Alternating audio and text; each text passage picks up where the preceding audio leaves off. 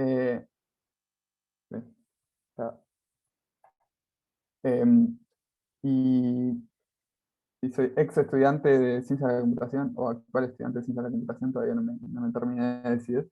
Eh, pero bueno, podemos ir empezando con un poco de lo que vamos a estar viendo, que básicamente vamos a empezar con qué es Docker, cómo se usa, después cómo se puede una aplicación, cómo se puede usar para levantar una aplicación dentro de la computadora, para conectar varias aplicaciones y finalmente, el título era no estaban pudiendo ver antes. De manera súper. Y en especial con, bueno, Bueno, estoy escuchando a alguien hablar. Em, Listo, listo, ahí lo ah, muteamos. Ahí se puede ver la presentación, me dijo que no se estaba viendo. Se ve perfecto. ¿Se ve? Ajá. ¿Alguien no la ve? Ok. Bueno, entonces, bueno, vamos a ver desde el principio de qué es Docker, abuelo de pájaro, y cómo se puede usar para tener un entorno de Big Data en máquina o incluso en arquitectura productiva. Primero, empezamos por lo primero, que es Docker. Es básicamente un proyecto de código abierto que permite empaquetar aplicaciones junto con sus dependencias, de una manera estandarizada eh, que a su vez permite transportar toda la aplicación de una computadora a otra sin tener ningún tipo de conflicto. Conceptualmente se puede pensar similar a una máquina virtual, solo que es mucho más liviano en uso de recursos porque no presenta las garantías fuertes de aislamiento que presenta una máquina virtual, sino que interactúa más con el sistema operativo de fondo y presenta aislamiento con las otras aplicaciones, pero no es tan estricto como una máquina virtual, pero perdiendo eso se gana mucho en eficiencia. Entonces en la práctica resulta muy útil. Tiene una unidad de trabajo que son los containers o contenedores, eh, que básicamente es un paquete ejecutable muy liviano, que incluye todo lo que se necesita para ejecutar una aplicación. El código, runtime, herramientas servibles del sistema, configuraciones, todo está empaquetado ahí adentro. Y lo que permite es que sea transportable y que sea también autocontenido, ¿no? Se pueden incluso correr varios containers en paralelo dentro de una misma computadora, y entre ellos no van a entrar en conflicto. Por ejemplo, una clásica es los conflictos de aplicaciones entre distintas versiones de un mismo lenguaje. Entonces podríamos correr un container con Python 2 y otro con Python 3 sin tener ningún tipo de problema. El container en sí se crea en tiempo de ejecución a partir de la especificación de una imagen. El container no persiste, no existe por fuera de cuando se ejecuta. Lo que existe por fuera de lo que se ejecuta es la imagen, que es la especificación del container. Acá tenemos un ejemplo de lo que es un Dockerfile, que es básicamente un archivo en donde se listan las instrucciones que se van a seguir paso a paso para crear un contenedor. Se puede hacer algo bien simple como eh, empezar con una imagen base, lo que se dice, pelada, sin nada instalado, y se pueden instalando, por ejemplo, instalas Python, instalas las dependencias que necesitas y después agregas el código. O se puede usar una imagen ya existente como base, lo cual es algo muy poderoso de Docker, porque permite tomar una imagen ya existente de las millones que están subidas ya, que ahora les voy a mostrar, y extenderla de manera muy sencilla. Por ejemplo, acá en este ejemplo tenemos una imagen base, from, define una imagen base, que estamos usando un Hadoop, ¿no? Que es una herramienta de procesamiento que se usa en Big Data. Y lo que queremos hacer es usar esta imagen base de Hadoop y extenderla con un par de parámetros que nos sirven a nosotros para correr. Entonces, en vez de tener que, básicamente, tener que instalar Hadoop desde cero en esta imagen, simplemente usamos la imagen base y extendemos o sobreescribimos las partes que nos interesan a nosotros. Y a su vez definimos lo que se dice un entry point o punto de entrada, que es básicamente un script, acá muy imaginariamente llamado run.sh, un nombre muy descriptivo, que básicamente define una serie de comandos que se van a ejecutar cuando se levante el container.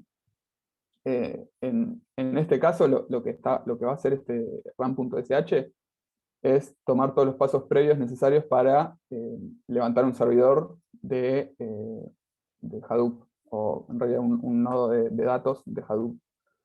Si, por ejemplo, si ustedes están haciendo un trabajo práctico, acá ustedes podrían estar definiendo, no sé, un trabajo práctico en Java, por ejemplo, ¿no? Podrían estar definiendo de imagen base, podrían tomar un existente de Java, con Java 8, por ejemplo, instalado, acá en esta parte agregar las dependencias que necesiten, instalar las que se necesiten, agregar el código del trabajo práctico, y finalmente en el entry point, un script que, que ejecute paso a paso todo lo que tiene que hacer el trabajo práctico, ¿no? Y exponga los resultados, por ejemplo.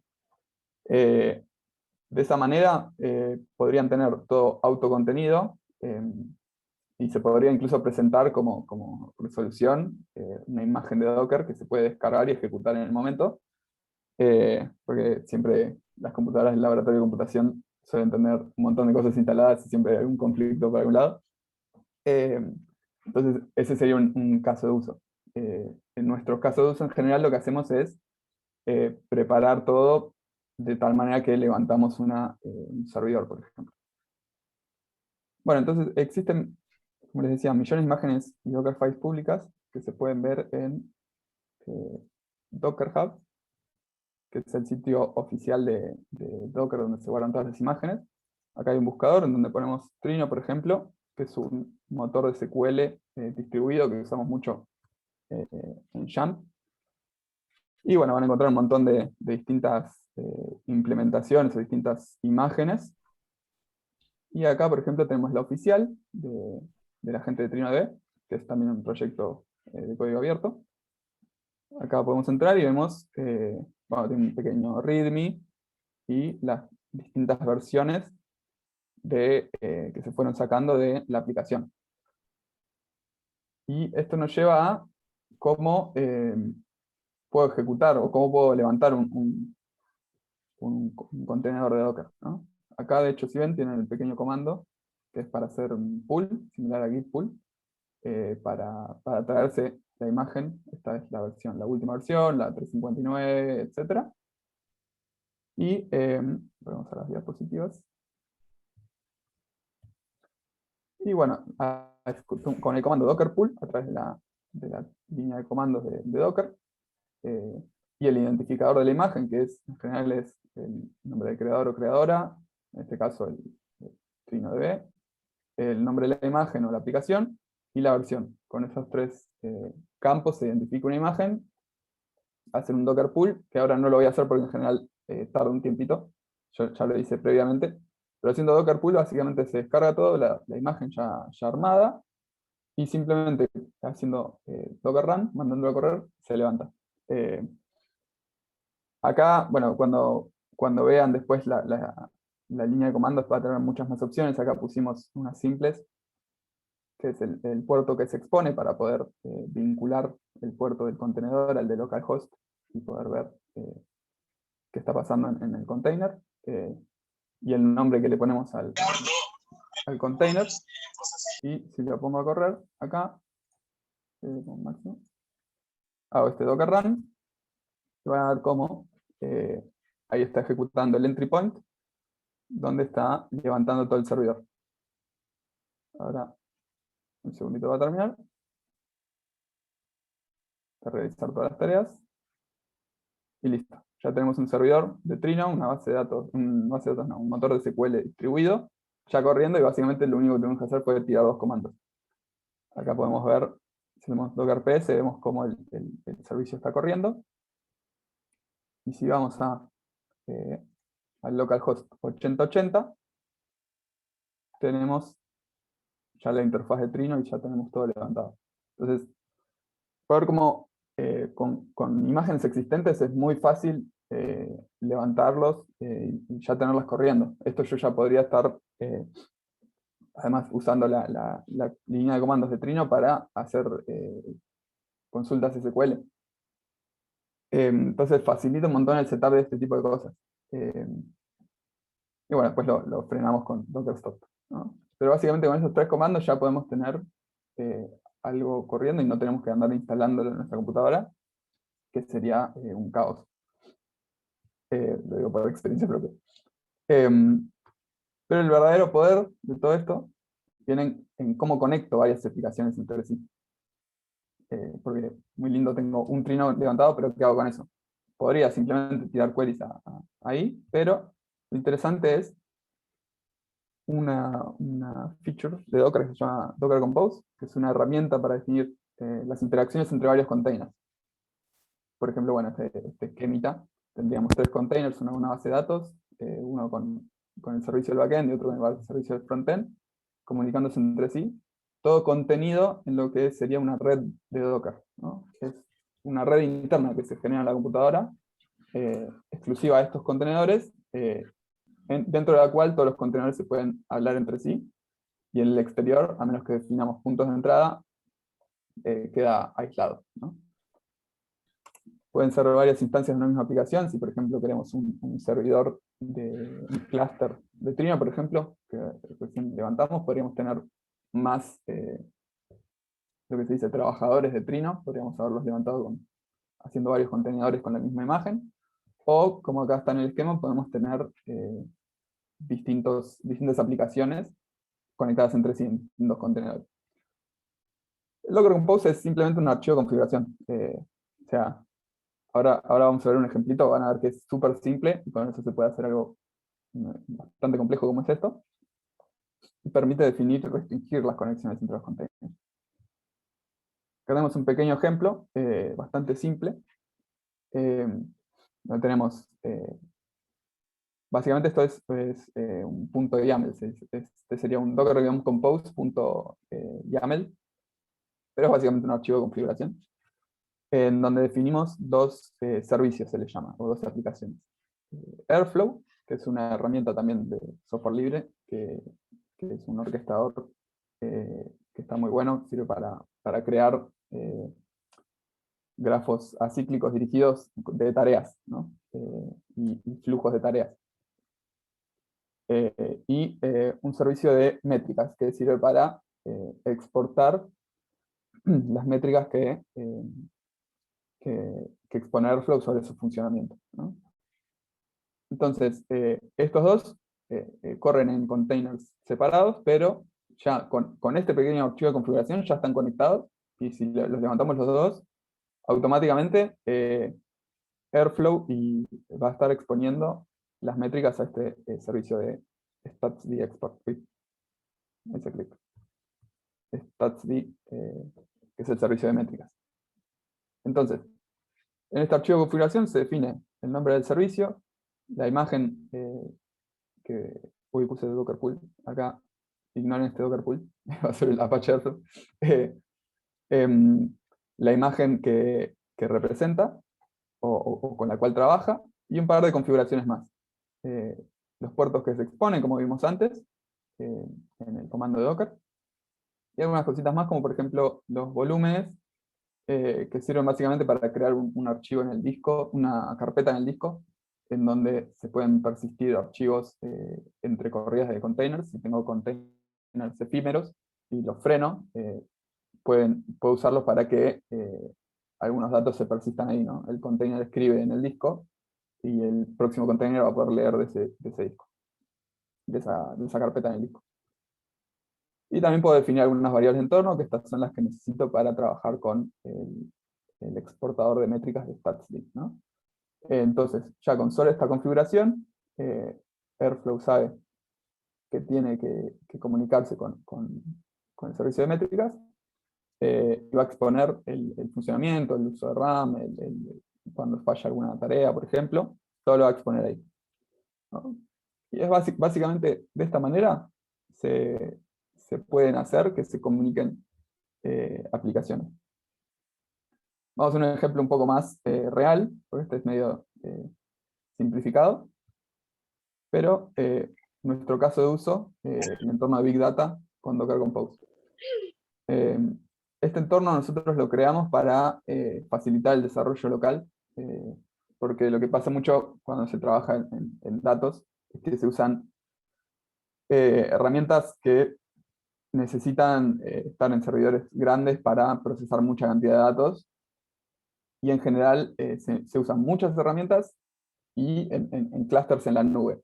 Y en general no se tiene un acceso directo a la herramienta para el desarrollo. Muchas veces lo que tenés que hacer es levantarte un pequeño clúster para hacer las pruebas de lo que de lo que estás, el código que estás escribiendo, que querés probar. Te levantás un pequeño clúster, lo mandás a correr. Es bastante engorroso. Entonces lo que decidimos fue invertir un tiempo en armar todo un entorno de Docker que replica nuestra infraestructura, nuestra arquitectura de datos, y que se pueda correr localmente, obviamente con mucho menos recursos, no puede procesar mucho menos datos, pero todos los contenedores, o cada aplicación en un contenedor, que va a poder todos comunicarse entre sí, simulando ser el servidor o el clúster de datos que tenemos en la nube, que en general tienen unas 100 máquinas corriendo, procesando datos constantemente. Nosotros, esto corre simplemente en una máquina local, mucho más modesto, pero que nos sirve para hacer las pruebas de desarrollo, y también para pruebas automáticas de integración. Vamos a ver el ejemplo, que es esto lo tenemos en un repositorio público, Jump Data Docker Images, así que lo pueden ver en cualquier momento. Acá tenemos, bueno, Airflow, que contaba antes, Trino también, tenemos Spark, que es también el motor para procesamiento de datos. Tenemos varias de las aplicaciones que corremos nosotros que tenemos en nuestra infraestructura, en nuestros clusters, las tenemos replicadas acá. Si por ejemplo vamos a Airflow, acá tenemos el Dockerfile, un pequeño readme. El Dockerfile en donde tomamos una imagen de base y le instalamos todas las dependencias que necesitamos, las herramientas del sistema que necesitamos para nuestro caso de uso, y le agregamos un entry point donde, un punto de entrada, que arma todas las conexiones que necesita Airflow, y todo lo que se necesita para ejecutar. Y así con todas estas pequeñas carpetitas, básicamente cada una tiene su Dockerfile donde se define la imagen de Docker y todo eso. Y acá tenemos el Docker Compose, en donde este es bastante más complejo que el ejemplo que puse, donde están todos los servicios, Airflow, las métricas, Libby, que es un servicio para ejecutar trabajos de Spark, NameNode y DataNode, que son componentes de Hadoop, Hive, que también es una herramienta de SQL, una base de SQL, o HiveQL, no importa mucho la distinción, pero también para procesar datos. Y bueno, varios servicios, acá también de Trino, varios servicios y todos conectados entre sí, ¿no? Esto que ven ustedes a simple vista, y dado que varios supongo que acaban de escuchar de Docker hace 15 minutos, puede parecer muy confuso, muy, muy grande, pero en realidad con un poco de práctica esto se entiende fácil. Por ejemplo, acá en el de Trino, ¿no? Antes levantamos la imagen de Trino. Acá lo que estamos haciendo es definir la imagen de Docker que vamos a usar, que es la que antes nos descargamos. Definimos algunas variables de entorno para que pueda interactuar con otros contenedores. Le definimos un volumen donde se guardan los datos que queremos que persistan. Acá también guardamos configuraciones, ese tipo de cosas, que se pueden leer del disco. Abrimos el puerto que queremos que se exponga. En el ejemplo anterior habíamos puesto 8080 para que el localhost 8080 apunte al 8080 del container. En este caso, como tenemos varias aplicaciones y varias usan el 8080, pusimos el localhost 8083 que apunta al 8080 container. Y usamos la network default que crea el Docker Compose.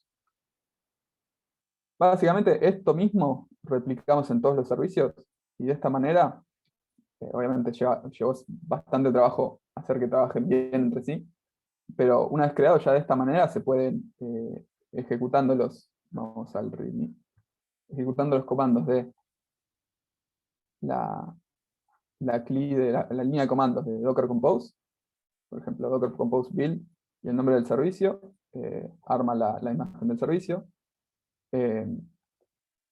Siendo Docker Compose App, se levantan todos los servicios del Docker Compose App, y el nombre de algunos servicios levanta solo estos cuando queremos hacer una pequeña prueba con Airflow y Libby, por ejemplo, y no con todo el cluster. Una vez que ya está armado todo esto, usando esta línea de comandos y ustedes se pueden clonar el repositorio, hacer Docker Compose App, y van a tener toda una arquitectura de datos igual a la que usamos nosotros en producción en su computadora. Esto es el verdadero poder de Docker, que es esto, facilita el aislamiento del entorno, pero también facilita mucha portabilidad de aplicaciones. Nosotros ahora estamos todo el equipo está remoto, y estamos constantemente descargando o haciendo algunos cambios en el clúster, en las imágenes de Docker, y yo la cambié y después Feli se las descarga y al toque está corriendo lo mismo que yo, sin tener que instalar nada, ¿no? Y eso es muy útil para desarrollo así de trabajo. También las imágenes públicas facilitan mucho el setup, ahí como les mostré en Docker Hub, pueden encontrar de lo que sea. Yo en general cuando tengo que trabajar en algo nuevo, no sé, por ejemplo, necesito trabajar con MongoDB, lo primero que hago es ir a Docker Hub, buscar la imagen de DockerDB oficial, de MongoDB oficial, y ahí veo cómo está armada. Y ya la puedo descargar y al toque ya tengo una base de datos corriendo con la que puedo empezar a jugar. Y se pueden tener varias aplicaciones corriendo en la misma máquina sin conflictos, como esto del Docker Compose. Entonces, básicamente era eso, una pequeña intro a Docker, bastante abuelo de pájaro porque eran 20 minutitos. Se puede hacer tan complejo como uno quiera, pero me parece que en realidad lo importante no es ver que es complejo, sino al revés, que para empezar es muy simple. Y al toque ustedes pueden empezar con estos comandos que están en las slides, pueden empezar a jugar con eso y van a ver de pronto que se les va a facilitar un montón todos los proyectos que tengan, porque en general la peor parte de los proyectos es el setup inicial. Con Docker eso se facilita un montón. Así que gracias, y si tienen alguna pregunta. Si querés, Dante, te leo las preguntas que van dejando en el chat. ¿Cuáles serían Dale. las ventajas sobre usar máquinas virtuales? A ver, las ventajas sobre usar máquinas virtuales es que los contenedores son mucho más livianos. Hay algunas aplicaciones para las cuales se usan máquinas virtuales porque tienen mayores, ¿cómo se dice? Mayor seguridad, tanto en performance como, no, perdón, en performance, mayor garantía, mejor dicho, de seguridad y aislamiento, pero Docker hace un pequeño intercambio pierde un poco de seguridad, un poco de aislamiento, para ser mucho más eficiente en el uso de recursos. Vamos a este ejemplo del Docker Compose, no puedo cerrar la UI de Zoom, se me bugueó. En este Docker Compose tenemos un montón de aplicaciones que todas pueden correr en una sola máquina. Esto con máquinas virtuales sería imposible porque se derretiría la máquina directamente corriendo 2 o 3. Con Docker permite mucho más versatilidad en ese sentido porque consume mucho menos recursos y son mucho más pequeños también los containers. Otra pregunta que no sé cómo se pronuncia, así que voy a decirlo como pueda, espero que me entiendas. ¿Es una especie de jail o jail? ¿No? Pregunta Agustín Nieto. Si te referís a... eh, sí, o sea, J-A-I-L. casi a una cárcel, sí. Eh, sí, en ese sentido sí, porque impide la mayoría del contacto, o sea, se puede habilitar el contacto con el exterior, por ejemplo, un container se puede conectar a Google, o en general cuando estás armando la imagen, mucho lo que se hace es descargar paquetes de, ya sea .jars de Maven, por ejemplo. Eh, entonces permite la comunicación con el exterior, eh, pero te permite controlarla todo lo que necesites. Si vos querés que se aísle perfectamente de su entorno y puedas estar corriendo Python 3 en una máquina que tiene instalada Python 2 y dependencia en Python 2, no vas a tener conflicto. En ese sentido, sí. Si esa era la pregunta.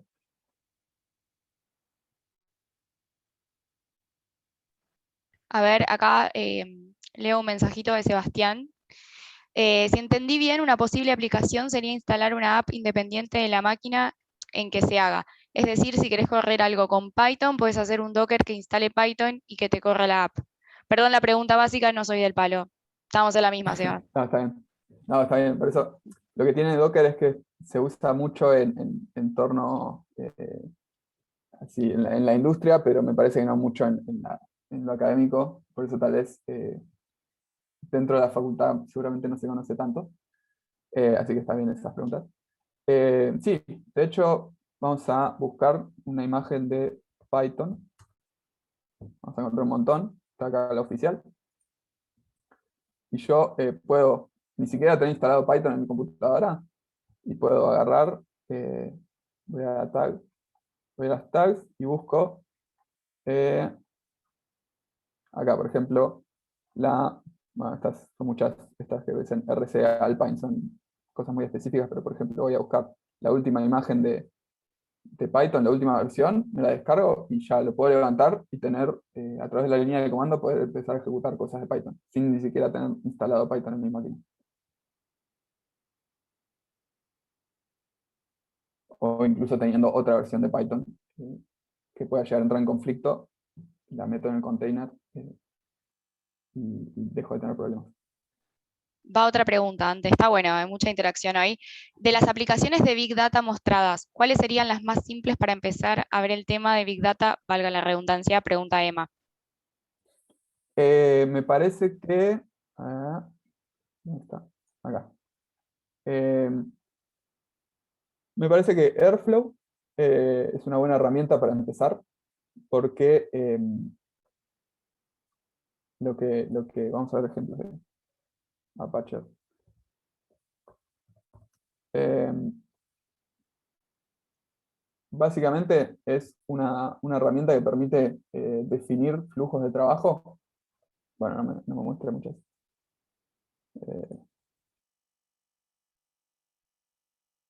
Acá, por ejemplo, ¿no? Ah, bueno, acá sé. Te permite definir muchos flujos de trabajo de manera muy simple. Esto es todo con Python. Y permite, por ejemplo, algo que se usa mucho es para esquemas de ETL, que es Extract, Transform, Load, que es básicamente leer de un lugar y transformar los datos a través de una query SQL y escribirlos en otro lado. Para lo que se usa mucho es para eso, el esquema simple de decir, bueno, voy a leer los datos de tal lugar, lo primero que hago es agrego un sensor a mi esquema de Airflow, que lo primero que hace es fijarse si hay datos ahí.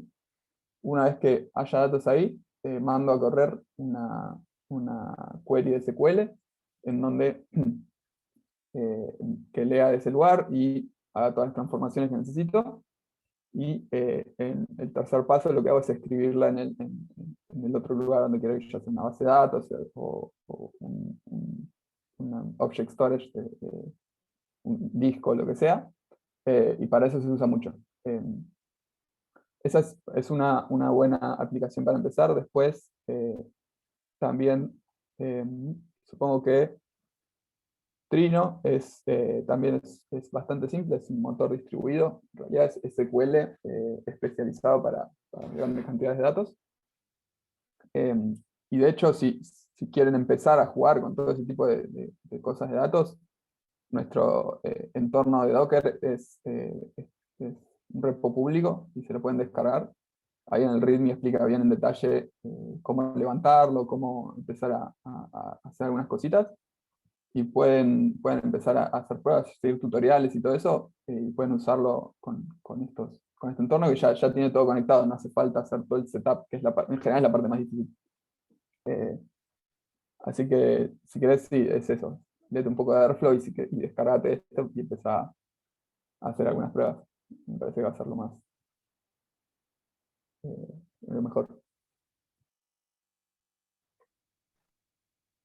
Buenísimo. ¿Alguna otra pregunta que tengan? ¿Es pesado Docker? Pregunta Fabián. No, en general, de hecho, todas estas aplicaciones se pueden correr al mismo tiempo en una compu. Una de 8 GB de RAM, con todo esto al mismo tiempo, si está usando mucho, se la banca hasta ahí. Pero para que se den una idea, esto en producción lo corremos con clusters de 100 máquinas de no sé cuántos GB de RAM gigantescas. Y con Docker se puede hacer todo en una sola máquina, bien chiquitito, obviamente no se pueden procesar tantos datos, pero para hacer pequeñas pruebas se puede hacer todo eso que nosotros necesitamos, un clúster de 100 máquinas, se puede correr en una sola. Ahí dice Sebastián que se imagina que no es pesado, pero quizás lo que necesitas es espacio en el disco porque te instala todas las cosas, ¿no? Sí, sí. De hecho, cada tanto empiezo a borrar imágenes viejas de Docker y recupero de a 100 GB de disco. Pero ahí depende mucho de cuántas versiones de imágenes tengan. En general, si empiezan a acumular versiones viejas, ahí sí ocupa un montón. Bien. ¿Alguna otra pregunta que tengan, chicos? Igualmente, sepan que estamos disponibles en los canales de voz y de texto también en Discord, así que pueden pasarse por ahí y hacer las preguntas que quieran también. Ok, a ver, para. Ahí lo que dice Sebastián, como follow-up de tu respuesta, ¿es tipo versionado GitHub las imágenes de Docker? Pregunta. Sí, vamos a... Acá, por ejemplo, todos estos son, acá en el Docker Hub, el perfil de Python de Docker Hub. Todas estas son imágenes distintas, son versiones distintas de las imágenes. Por ejemplo, el 3.14, el 3.13 de Python. No, de Alpine. Acá el 3.9.6. Si vamos más abajo vamos a encontrar las anteriores. Si nos vamos bien para abajo. Bueno, Python justo tiene 10 millones de versiones distintas, pero... vamos a volver a Trino porque es más simple. Pero sí, Docker lo que te permite es tener imagen, vos le puedes dar el número de versión a la imagen, y eso va a ser separada de la anterior. En general lo que hacen las imágenes es tratar de reutilizar todo lo que se pueda entre distintas imágenes. O sea, si vos creas una versión de, por ejemplo, Trino, tenés instalada Trino 3.5.8 y Trino 3.5.9 solo agrega un par de cosas, en general lo que va a hacer es reutilizar todo lo que pueda de la versión anterior, eh, para minimizar el uso de disco y ese tipo de cosas. Pero sí, está todo versionado. O mejor dicho, se puede versionar. Bien. Pregunta de Hugo. ¿Me podrías ejemplificar un use case para el que usar un container de Spark en vez de usar Airflow Docker Operator para procesamiento sea más indicado? ¿Cómo de nuevo? Va de nuevo. ¿Me podrías ejemplificar un use case para el que usar un container de Spark en vez de usar Airflow Docker Operator sea mejor, sea el procesamiento indicado? En realidad no es, si entiendo bien la pregunta, no son excluyentes. De hecho, Airflow, el Docker Operator de Airflow, es básicamente un operador que te permite mandar a correr tareas a través de un container de Docker. Entonces, de hecho, son complementarios, ¿no? Necesitas un container de Spark, por ejemplo, para mandar a correr una tarea de Spark, si esa es la pregunta, a través de Airflow. O lo que se puede hacer también es tener el servidor de Spark, el clúster de Spark containerizado, y simplemente que Airflow se comunique como si fuese un clúster cualquiera, ¿no? Airflow no necesariamente tiene que saber que está dentro de Docker. No sé si eso responde a la pregunta.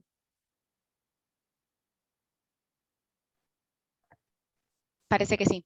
Perfecto. Bien. Damos espacio para una pregunta más si tienen, y si no, bueno, ya saben que pueden seguir charlando con Dante y con los chicos en los canales. Pero no sé si tienen alguna última pregunta que quieran hacer y aprovechar.